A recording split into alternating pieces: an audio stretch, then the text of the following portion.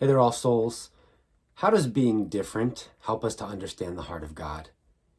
This is kind of a part two to the question that we asked just a couple days ago. I'm back here again with my brother Tommy. Hey, Tommy. Hello. And this week we're really leaning in on this notion of being different on purpose when it comes to our ethnicities. And Tommy, you said your ethnicity was Third culture. third culture, which was which three cultures? Uh, Part Brazilian, part Portuguese, part American. And trying to find your way there, right? And so if you didn't tune into Tuesdays, please go ahead and listen to that. It's worth your time. But today, being Thursday the 21st, we're diving into this notion of different on purpose again, because there's a side to it that we want to unpack a little bit more with a particular term that Tommy told me about last time, which was what, Tommy? There's a term. There's a term in the Portuguese language that we say Saudaji. Saudade. Saudaji. Mm-hmm. Okay. Uh, the meaning behind this idea of Saudaji is missing something and longing for something you once had and very much wish that you would have again. The interesting thing about it is that saying "I miss you," which is the easiest way to translate that into English, doesn't fully capture the force and the depth that word has. So an easy example of that is I grew up around adults saying that all the time. Oh, I think saudade de você. I miss you. But I would see adults say that to each other that I knew saw each other every week, right? That were best friends saying that to each other, constant communication. And so it was weird seeing them say I miss you to people I know they were in contact with all the time. But really it expresses this unfathomable longing, this desire to have near, and that even, I remember adults even saying that when they were right next to each other. Oh, I think Saudaji was, I miss you, even though I've literally been standing next to you and talking to you for an hour.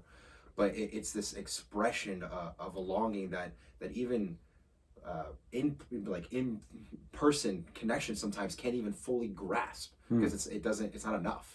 There's more to it. That's beautiful. It's almost like, yeah, I need to get closer to you than I am, even though you're right here. There's like a part of you that is a part of me, and I need you to be connecting. So that's beautiful, Saudaji. How does that help you understand the heart of God? So when I think about what happened in the garden, when I think about Genesis 3, I think of Adam and Eve eating the fruit and that disconnect happening. What sets into motion there going forward that we see that God do throughout the Old Testament and finding the climax in Jesus is him renewing and redeeming that relationship and restoring what was. But up until that point, God is longing for his people to be near him, God, in a way that they can't even fully understand or express because of that disconnect that we've caused, right? We see that when he calls Israel to be his people. We see that when he gives them the Torah. We see that when he gives them the prophets, that there's this constant call back to me, and the me would end up being Jesus, but to me and my presence and my nearness and how life once was and will be again. And it's super interesting because the only person who fully understands that disconnect and that longing is God. Only God really has the capacity to fully understand what Saudaji means, that longing. We get bits and pieces of it on this side, but how much more depth is there then to this idea that God doesn't just long for us and miss us, he has Saudaji for us, that anywhere but exactly in his presence is not good enough for him. Yeah. And not in a sense of like living up to being good enough, but it's not satisfactory, it's not ideal, it's not what he desires. Right. Because we're made to be with him. It gives me this picture of Jesus when he's coming into Jerusalem on Palm Sunday, when he's weeping over Jerusalem. He says, "Oh, Jerusalem, Jerusalem, how I would have, like a mother hen with its chicks, gathered you under my wings." That's Saudaji. I wanted you to come close. I desired for you. But it also gives me this picture of Jesus on the cross when he cries out, my God, why have you forsaken me?" Right? It's this picture of the Saudaji that we had, God. Like you've kind of pushed that aside. You've allowed me to be forsaken for the sake of those that you're now wanting. That we are earning that Saudaji back. What a beautiful concept of closeness that in many ways our English language doesn't even come close to, no pun intended, right?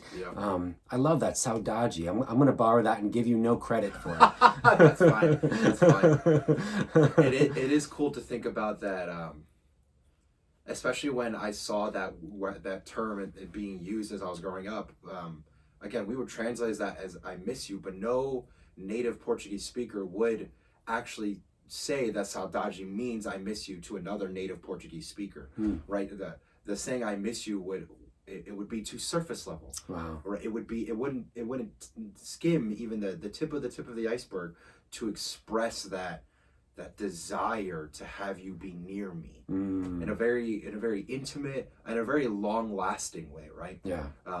Saudaji is a word that exists only out of the fact that because we have that.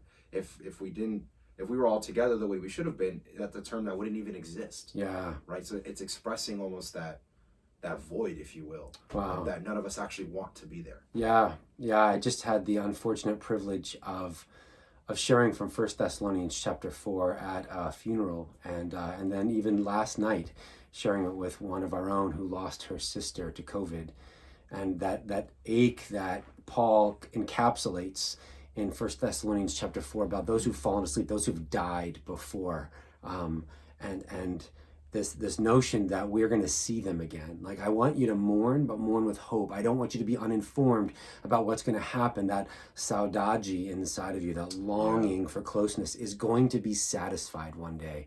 That's what Jesus came to bring for us and God, and for us and one another. And so I love knowing more of the heart of God through this term Saudaji, this idea that there's a closeness that's closer than close. And that so captures the heart of God. Tommy, thank you for making the time to share that with us today. And brothers and sisters, I just want to encourage you that you have a God in heaven, a maker who has Saudaji for you, who longs for you every day. Even those of you who are already known by him, who've been brought back into the family, his heart aches for you to be in his presence, to be with him all the time. And for those of you who don't know him, can you wrap your mind around that for just a second? A God, a maker, the King of Kings, the Lord of Lords, has Saudaji for you. Let's ponder that today, live into it, and then watch what God does as that love overflows out of our hearts. Amen? Amen. Have a great day, guys. Bye, guys.